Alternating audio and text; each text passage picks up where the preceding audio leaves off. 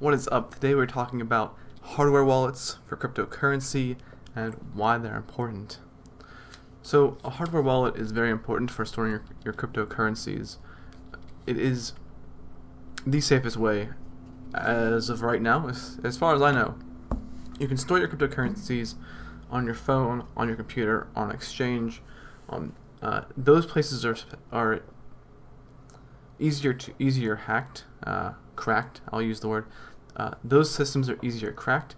Someone can crack your phone, take your information. They can crack your computer. They can crack an exchange and get your keys. And your private keys is very important to keep secret. Now you could put these keys, your public and private keys, known as a key pair, onto a piece of paper, onto a USB drive, and all that stuff.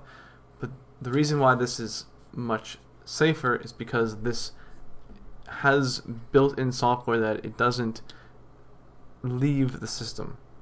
I'm not running a program on here that has to talk to the internet. It simply holds the keys, and the program knows what to do in order to talk to the internet. It keeps the keys almost like locked up. It's known as cold storage, and it's the most important way to store your currencies.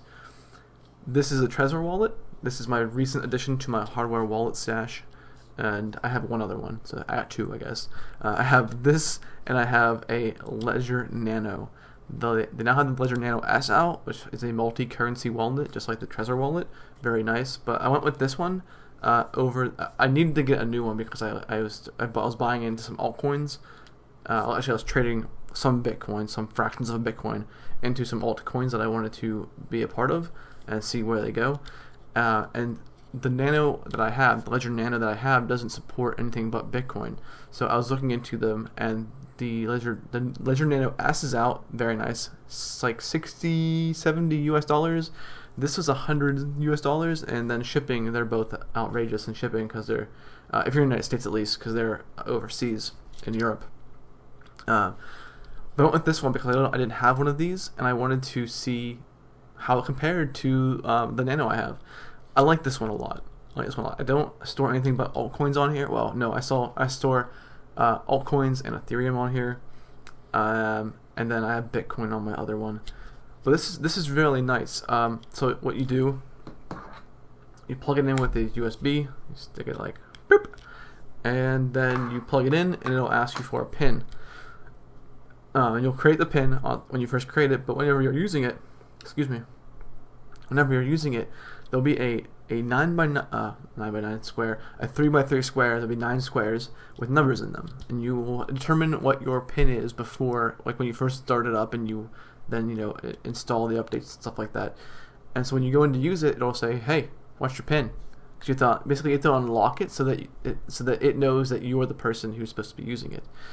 So you click on the squares on the computer that relate to the numbers on your device in order that your PIN is, and it'll unlock the device so you can use your private keys to send, and you can get access to your public keys.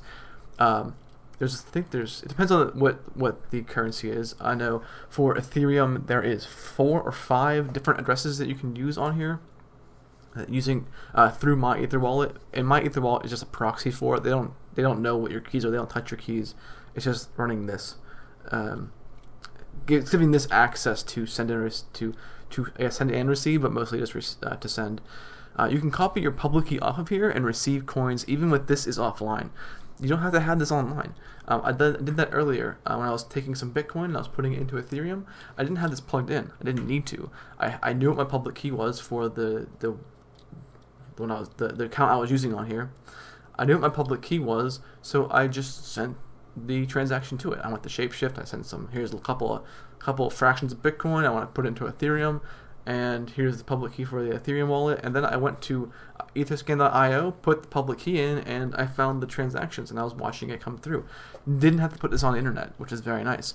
When you have things like your phone and your computer, like these can be cracked. I mean, chances are, if this is on the internet, chances are it's compromised. So you have to be careful of what you're doing on them. Phones like this one, the computer, and exchanges and online wallets are known as hot wallets because they're online. That's why they call them hot, I guess. This is considered a cold wallet. So is the Ledger Nano S, and so is a paper wallet. What is also very cool is you can make a brain wallet. A brain wallet is really interesting. So you would have to memorize a certain number of words, and those words are the key, the seed to your public and private key pair.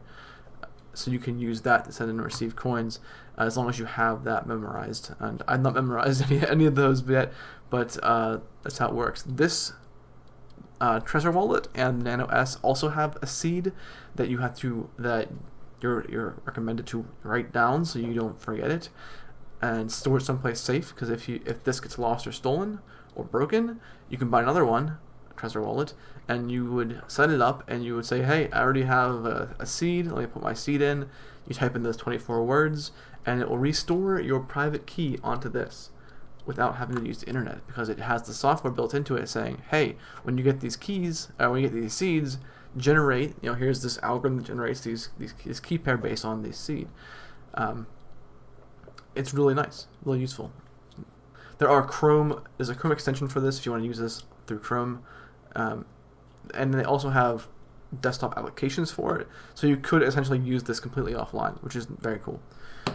But you can't send your coins offline because it needs access to the chains to send the coins. But you get the point. You can at least check your information on this guy. I don't know about the Ledger Nano S, how that runs offline. I've not actually tried to run the Nano Ledger the Ledger Nano that I have offline, so I can't attest to that.